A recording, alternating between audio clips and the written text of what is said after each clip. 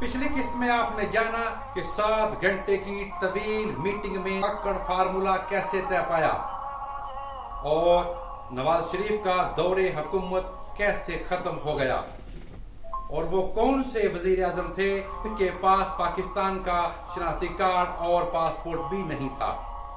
آپ دیکھ رہے ہیں 27ویں قسط۔ اس قسط میں ہم آپ کو بتائیں گے پاکستان کا صدی کا سب سے بڑا غبن کون سا قرار دیا گیا اور نواز شریف کو شیر کا انتخابی نشان کیسے ملا، محترمہ بینظیر بھٹو کا دور حکومت کیسے شروع ہوا، کون سی حکومت نے کتنے پلاٹس تقسیم کیے۔ میں ہوں تنویر احمد چودھری اور آپ دیکھ رہے ہیں سچ جانو۔ معین الدین قریشی کو پیراشوٹ وزیر اعظم کے نام سے جانا جاتا ہے۔ معین الدین قریشی نے جیسے ہی نگران حکومت بنی، جیسے ہی وہ وزیر اعظم بنے تو انہوں نے قائم مقام صدر وسیم سجاد کی اجازت کے ساتھ ایک ایسا کام کیا جو پاکستان کی تاریخ میں اس سے پہلے کبھی کسی نے نہیں کیا تھا، اور وہ کام یہ تھا کہ جتنے قرضہ خور تھے، جنہوں نے بینکوں سے قرضے لیے ہوئے تھے، ان سب کی فہرستیں اخبارات میں شائع کروا دی۔ یہ سب فہرستیں خفیہ تھیں۔ انہوں نے 1985 سے لے کے 1993 تک کے جتنے قرضہ خور تھے سب کی فہرستیں شائع کروا دی۔ قرضے معاف کرانے کی یہ لسٹ دھماکہ خیز تھی۔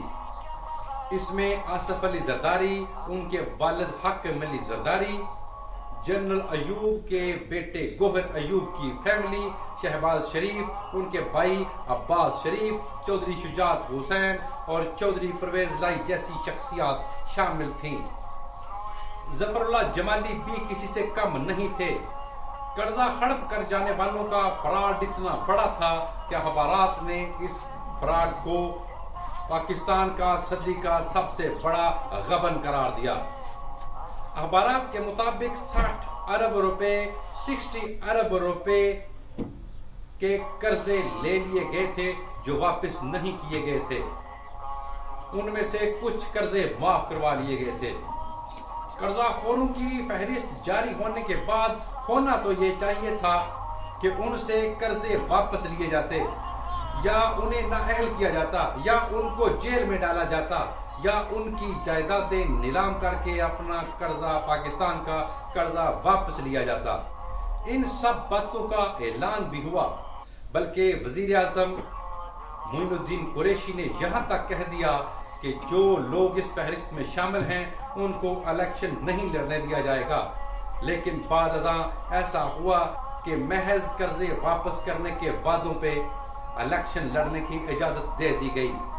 کرپشن کے کلچر کو بے نقاب کرنے کے لیے نگران وزیر اعظم معین الدین قریشی بہت ہی متحرک تھے۔ انہوں نے قرضوں کی فہرست کے بعد وزرائے اعظم کے پلاٹس تقسیم کرنے کی فہرست بھی جاری کروا دی، وہ بھی اخبارات میں شائع کروا دی گئی، جس کے مطابق محترمہ بینظیر بھٹو نے اپنے 20 ماہ وزارت عظمیٰ کے دور میں 561 پلاٹس اپنے قریبی لوگوں کو دیے تھے، اور اسی لسٹ کے مطابق میاں محمد نواز شریف نے 23 پلاٹس اپنے قریبی لوگوں میں تقسیم کیے تھے، لیکن نواز شریف کا عرض تھا 2.5 سال کا تھا۔ معین الدین قریشی ہر طرف سے، ہر جگہ سے معیشت کو سدھارنے کی کوشش کر رہے تھے۔ انہوں نے ٹیکس چوروں کے خلاف بھی بڑی بڑی کارروائیاں کی۔ ان کارروائیوں میں صرف سیاستدان ہی نہیں بلکہ فلمی ستارے بھی آ گئے، جن میں مشہور ایکٹر افضال احمد، بابرہ شریف اور سلما آغا جیسی شخصیات تھیں۔ ان کے بینک اکاؤنٹس منجمد کر دیے گئے اور ان سے ٹیکسز وصول کیے گئے۔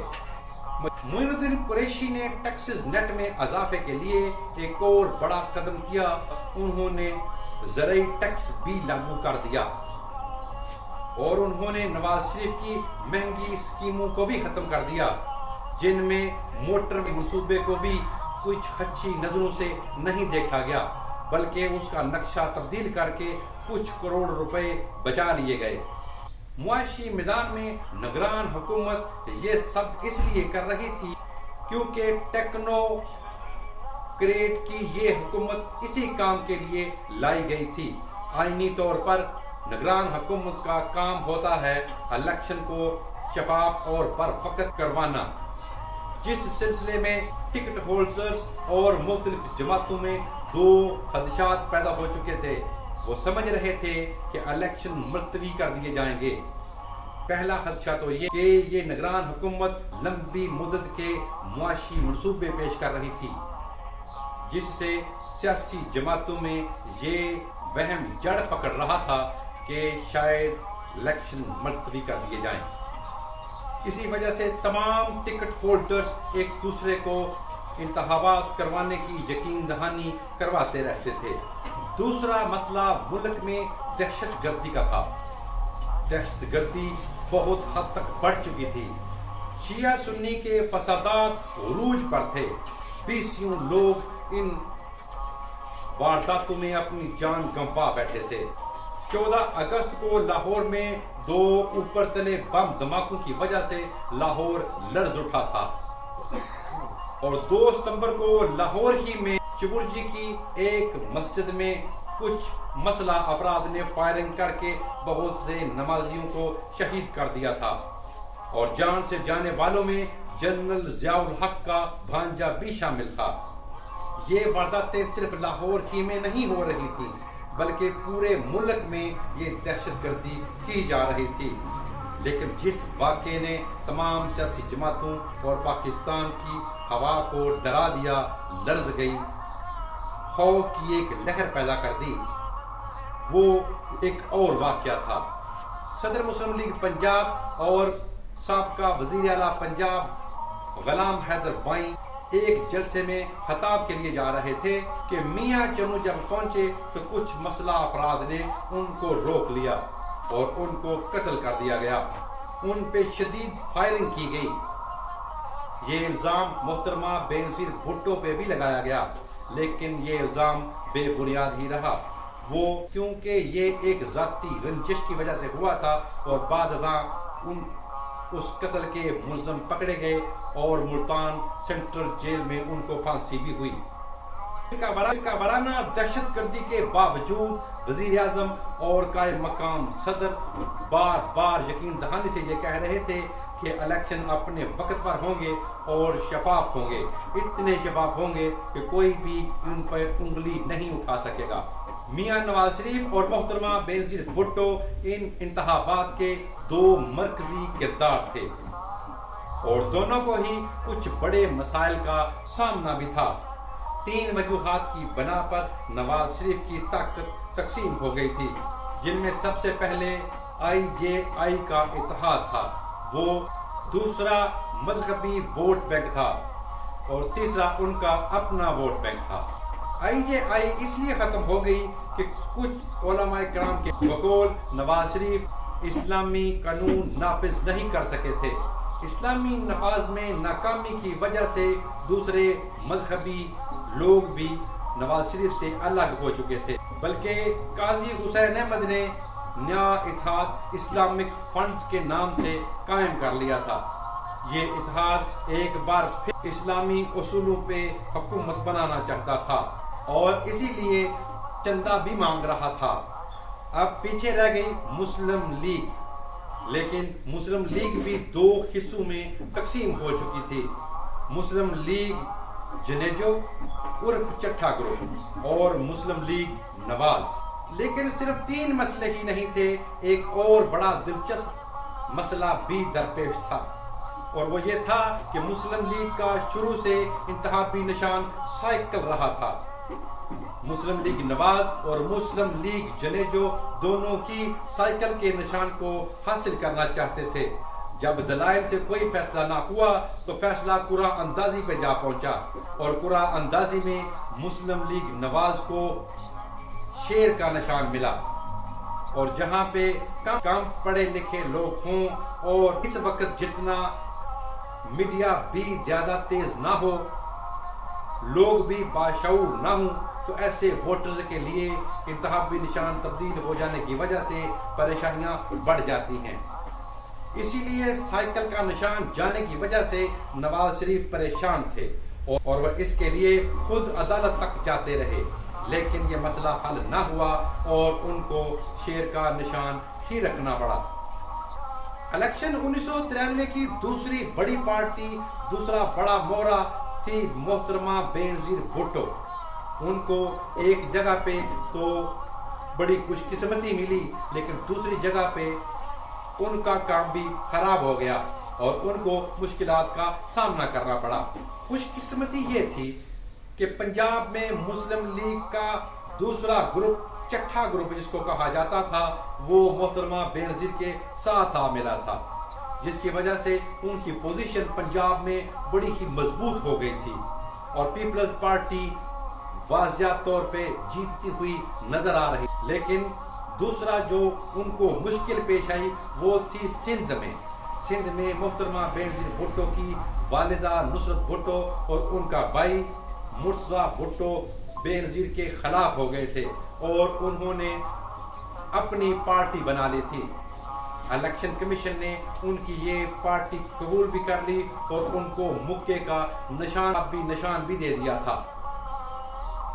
یہ ان کے لیے ایک بہت بڑا دھچکا تھا، کیونکہ سندھ میں پیپلز پارٹی دو دھڑوں میں تقسیم ہو رہی تھی۔ جہاں پر یہ فرقہ وارانہ دہشت گردی چل رہی تھی تو دونوں جماعتیں مذہب کو استعمال بھی کر رہے تھے۔ نواز شریف مسجدوں میں جاتے اور لوگوں میں زکوٰۃ تقسیم کرتے اور پھر ان کی تصاویر بنواتے اور بڑے بڑے اشتہارات اخباروں میں چھپوائے جاتے۔ دونوں کو بڑے چیلنجز کا سامنا تھا، مقابلہ پورے زوروں کا تھا اور دونوں پارٹیاں بڑے بڑے وعدے بھی کر رہی تھیں جن کو وہ پورا نہیں کر سکتی تھیں۔ بینظیر نے تو یہاں تک کہہ دیا کہ وہ لاہور سے لے کے اسلام آباد تک بلٹ ٹرین چلائیں گی اور کراچی میں سب ویز بھی بنوائیں گی۔ اور نواز شریف پیلی ٹیکسی کی اسکیم کے بعد اب پیلے مکان، پیلے گھر، پیلے ٹریکٹر، پیلے موٹر سائیکل کی سکیموں کے اعلانات کر رہے تھے۔ قاضی حسین احمد جو اسلام کو نافذ کرنا چاہتے تھے، ان کو انتخابی نشان کار ملا تھا اور وہ ہر جلسے میں یہ کہہ رہے تھے کہ ہمارا دور خوشحالی کا دور ہوگا اور سب لوگ کاروں میں سفر کریں گے۔ سب اپنے اپنے وعدے تو کر رہے تھے، لیکن یہ نہیں بتا رہے تھے، نہ ہی سوچ رہے تھے کہ خزانے میں یہ رقم کہاں سے آئے گی۔ مشکلات چل رہی تھیں، جلسے جلوس نکل رہے تھے، الیکشن سر پہ تھے۔ یہ سب کرتے کراتے 6 اکتوبر کا دن آ گیا اور محترمہ بینظیر بھٹو کی فرمائش پہ الیکشن فوجی نگرانی میں ہوا۔ نون لیگ اور پیپلز پارٹی میں کانٹے دار مقابلہ ہوا۔ MQM نے قومی اسمبلی کے الیکشن سے بائیکاٹ کیا ہوا تھا۔ پیپلز پارٹی کو 65 اور نون لیگ کو 56 سیٹیں ملی۔ نواز شریف کو پاپولر ووٹ میں سے 4 لاکھ ووٹ زیادہ ملے۔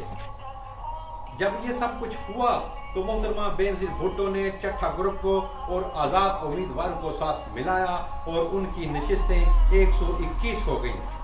اسی وجہ سے محترمہ بینظیر بھٹو وزیر اعظم بن گئیں اور میاں نواز شریف اپوزیشن والی کرسی پہ بیٹھ گئے۔ معین الدین قریشی نے اپنا سوٹ کیس اٹھایا اور ایک پریس کانفرنس کی۔ انہوں نے کہا کہ یہ جو منصوبے انہوں نے شروع کیے ہیں، اگر پاکستان میں یہ منصوبے چلتے رہے تو پاکستان بہت ترقی کرے گا۔ یہ پریس کانفرنس کر کے انہوں نے دوبارہ واشنگٹن کے لیے جہاز پکڑا اور واشنگٹن چلے گئے۔ نگران وزیر اعظم معین الدین قریشی کے وزیر اعظم بننے کے جو فوائد تھے، ان میں سے سب سے بڑا فائدہ یہ ہوا کہ جب وہ نگران وزیر اعظم بنے تھے اس وقت خزانے میں 18 کروڑ ڈالر پڑے ہوئے تھے، لیکن 3 مہینے بعد جب انہوں نے نگران حکومت ختم کی، الیکشن کروایا، تو اس وقت قومی خزانے میں 49 کروڑ ڈالر پڑے ہوئے تھے۔ یعنی 3 ماہ میں انہوں نے 2.5 گنا خزانے میں اضافہ کیا تھا۔ وہ ایک غیر سیاسی آدمی تھے، دوبارہ وہ کبھی بھی پاکستان یا پاکستان کی سیاست میں نہیں آئے۔ 2016 میں انہوں نے امریکہ میں ہی وفات پائی اور وہیں ان کو دفنایا گیا۔ اس وقت تب صوبائی اور قومی الیکشن اکٹھے نہیں ہوتے تھے، 3 دن کے فرق سے ہوتے تھے۔ 6 اکتوبر کو الیکشن ہوئے، محترمہ بینظیر بھٹو وزیر اعظم بنی اور 9 اکتوبر کو صوبائی الیکشن ہوئے۔ بلوچستان اور پنجاب میں نون کی نشستیں زیادہ تھیں۔ سندھ اور بلوچستان میں پیپلز پارٹی کا پلڑا باری رہا۔ سندھ میں پیپلز پارٹی، سرحد میں نون لیگ کی مخلوط، بلوچستان میں ذوالفقار مگسی کی حکومت بنی۔ اکثریت کے باوجود پنجاب میں مسلم لیگ نواز حکومت نہ بنا سکی۔ چٹھا گروپ کے میاں منظور بٹو کے پاس 16 سیٹیں، انہوں نے آزاد اراکین کو ساتھ ملایا اور ایک آزاد گروپ بنایا اور پیپلز پارٹی سے ڈیل کی کہ اگر وہ ان کو ووٹ دیں تو وہ ہر جگہ پہ، ہر مقام پہ پیپلز پارٹی کا ساتھ دیں گے۔ محترمہ بینظیر بھٹو کسی بھی حال میں مسلم لیگ نواز کو نہیں آنا چاہتی تھیں اور اسی لیے وہ مان گئیں اور پنجاب میں میاں منظور بٹو وزیر اعلیٰ بنے۔ اب یہ سب کچھ تو ہو گیا، لیکن صدر مملکت کا مسئلہ ابھی باقی تھا، کیونکہ جنرل ضیاء الحق کی آئین میں تبدیلی کے بعد جو 58(2)B والی شک تھی وہ ابھی موجود تھی۔ وہی وزراء کو ڈر بھی رہتا تھا، کیونکہ 3 دفعہ صدر غلام اسحاق خان اور 1 دفعہ جنرل ضیاء الحق اسمبلیاں اسی آئینی شک کے تحت توڑ چکے تھے، اور یہی وجہ تھی کہ محترمہ بینظیر بھٹو کو صدر وہ چاہیے تھا جو ان کا حد سے زیادہ وفادار ہو، اور اس کے لیے انہوں نے فاروق لغاری کا نام چنا تھا۔ مسلم لیگ نون نے وسیم سجاد کو ہی امیدوار برائے صدر نامزد کیا ہوا تھا۔ مجموعی طور پر نون لیگ کی سیٹیں زیادہ تھیں اور 22 ووٹوں سے وسیم سجاد صدر بنتے ہوئے نظر آ رہے تھے۔ یہاں پہ بھی شطرنج کی چال چلنی پڑی۔ محترمہ بینظیر بھٹو اور آصف زرداری جو جوڑ توڑ کے ماسٹر ہیں، انہوں نے مسلم لیگ نون سے کچھ بندے توڑے، آزاد امیدوار ساتھ ملائے اور فاروق لغاری 274 ووٹوں سے صدر منتخب ہو گئے۔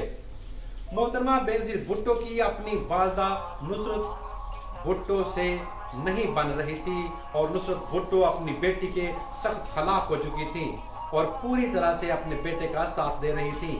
انہوں نے تو یہاں تک کہہ دیا کہ ان پہ جتنا ظلم ان کی بیٹی نے کیا ہے اتنا تو جنرل ضیاء الحق نے بھی نہیں کیا تھا۔ پھر ایسا کیا ہوا؟ محترمہ بینظیر بھٹو کے قافلے پر ذوالفقار علی بھٹو کے جالوں نے پتھراؤ کر دیا۔ محترمہ بینظیر بھٹو رات کی تاریکی میں کس کو ملنے جایا کرتی تھیں؟ محترمہ بینظیر بھٹو کے دور میں ہی ان کے بھائی کو کس نے قتل کیا اور کیوں قتل کیا؟ یہ سب ہم آپ کو دکھائیں گے قسط نمبر 28 میں۔ میں ہوں تنویر احمد چودھری اور آپ دیکھ رہے ہیں سچ جانو۔